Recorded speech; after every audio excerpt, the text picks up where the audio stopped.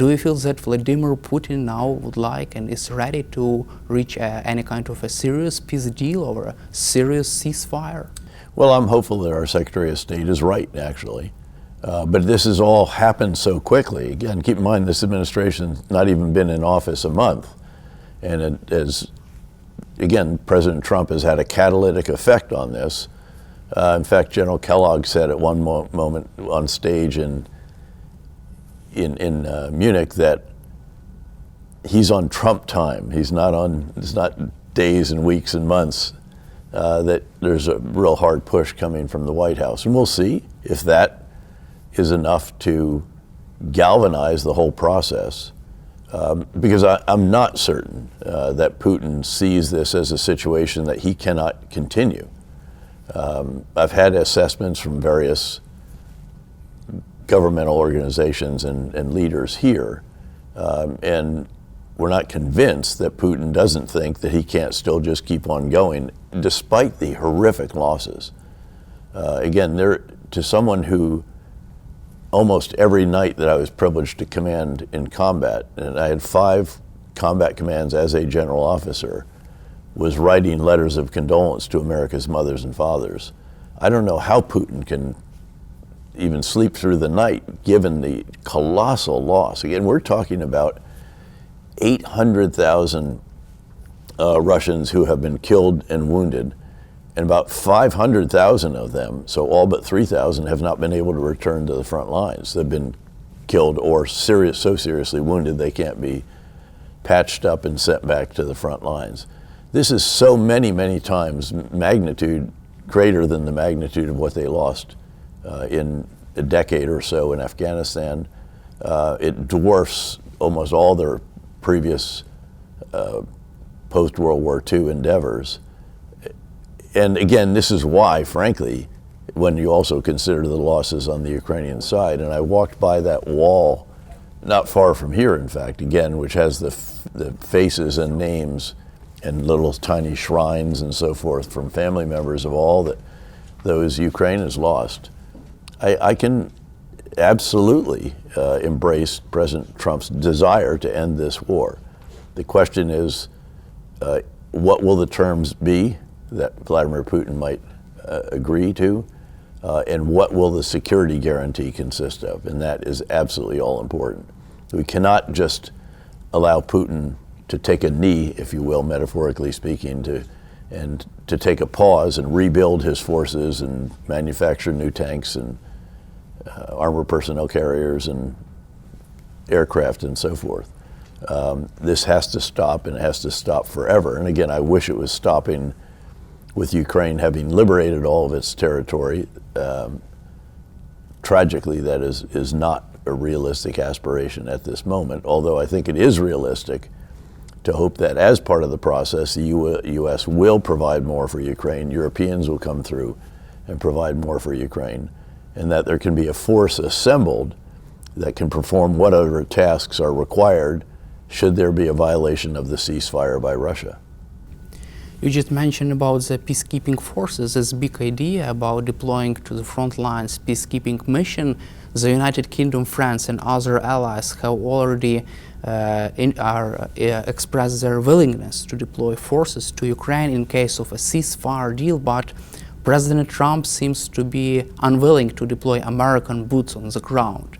Would it be possible for European allies to conduct this mission, and could this mission be credible without American boots on the ground?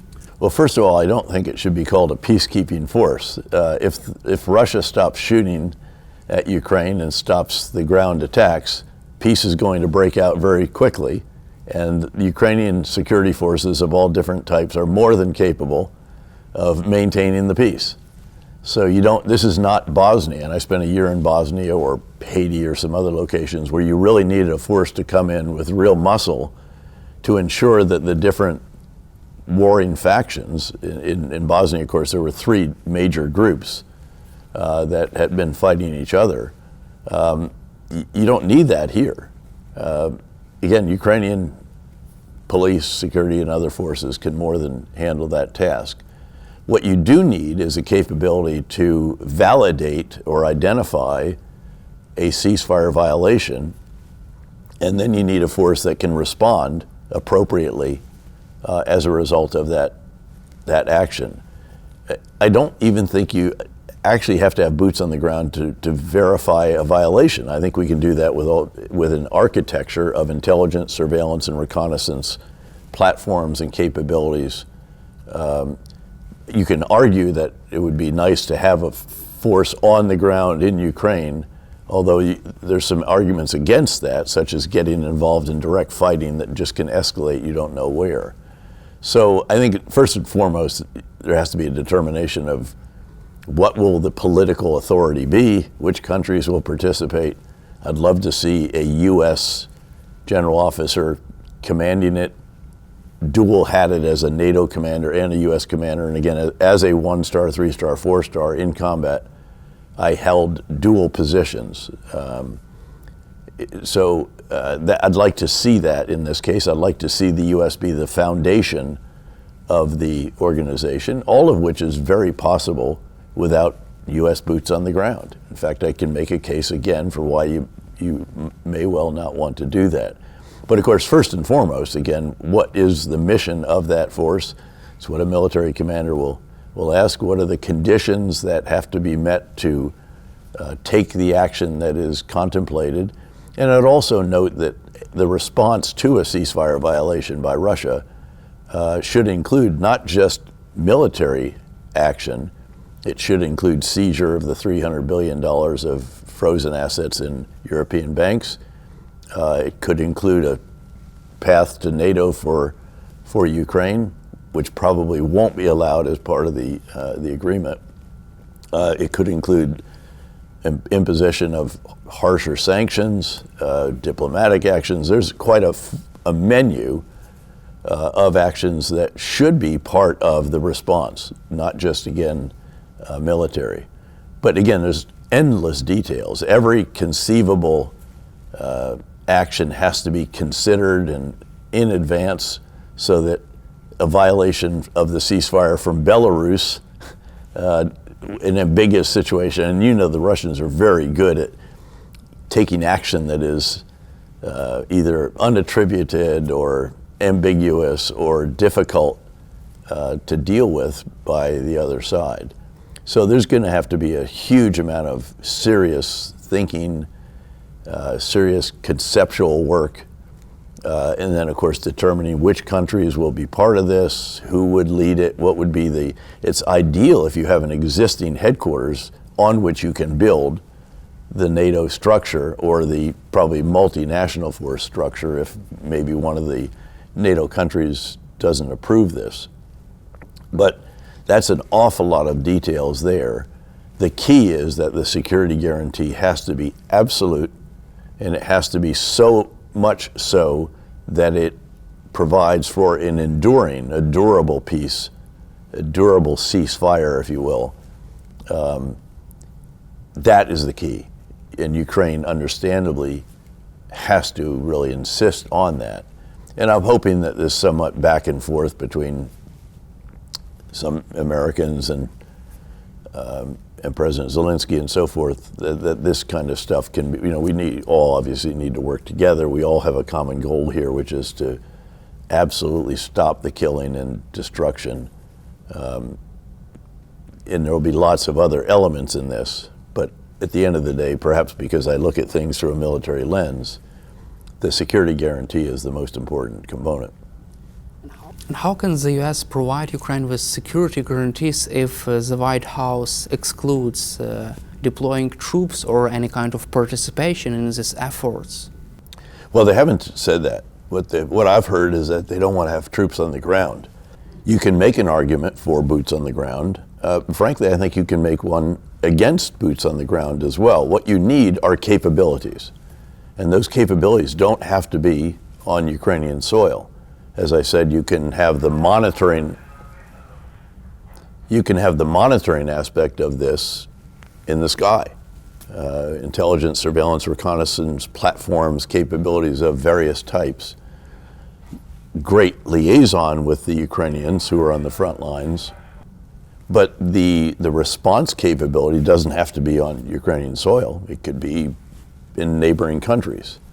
It can be a surface to surface. It could be an air to ground.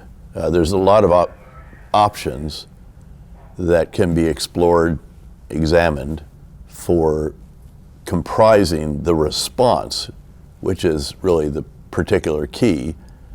Noting again that it should not just be purely military, it should also be financial, economic, diplomatic, and so forth.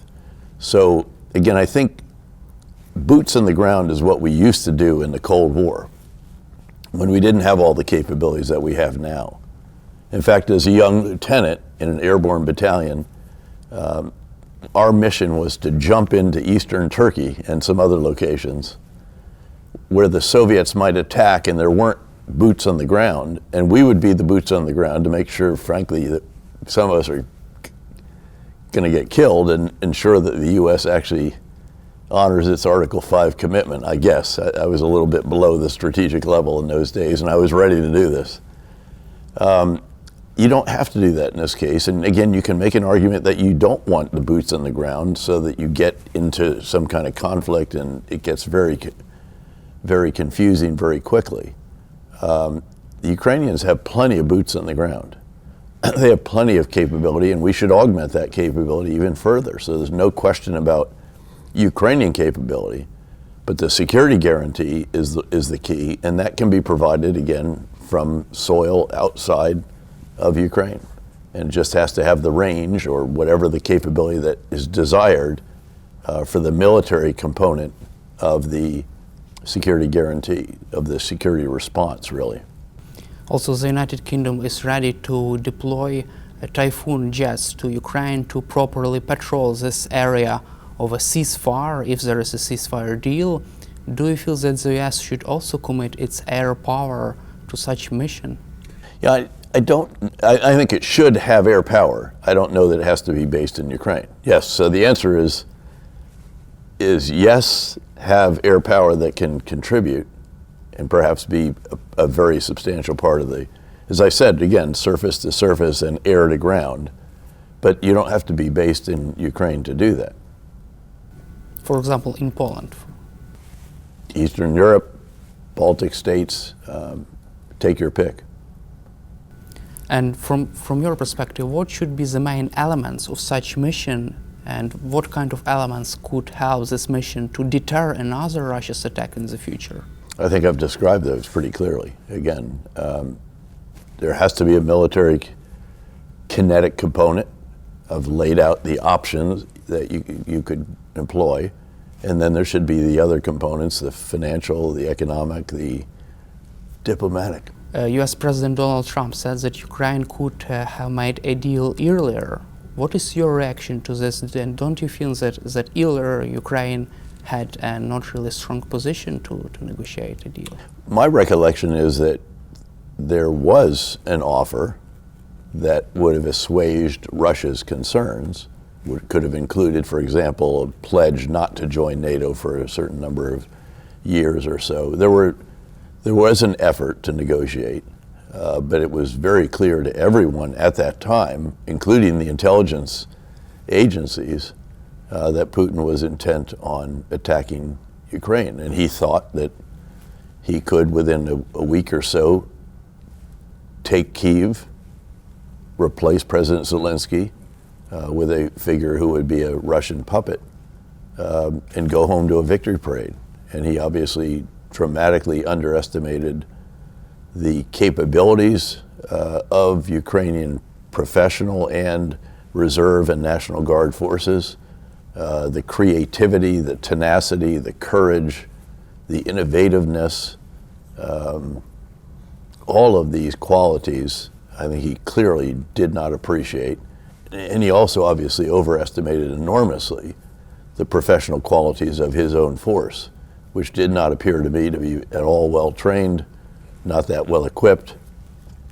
Remember, the radios were interesting.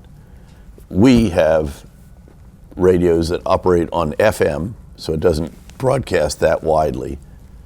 The communications are encrypted and frequency hopping, so even if you can find it briefly, you can't keep up or know where it went. The Russians have none of that. They were on HF, which broadcast very widely, single channel, unencrypted. So any Ukrainian with a police scanner can find that, lock onto it. If they're saying bad things about their officers, you record it and then put it on social media, and then you just jam it by transmitting on top of it. And you'll recall then the Russians tried to use cell phones, and then the Ukrainians shut off access of Russian cell phone numbers to the telecom system.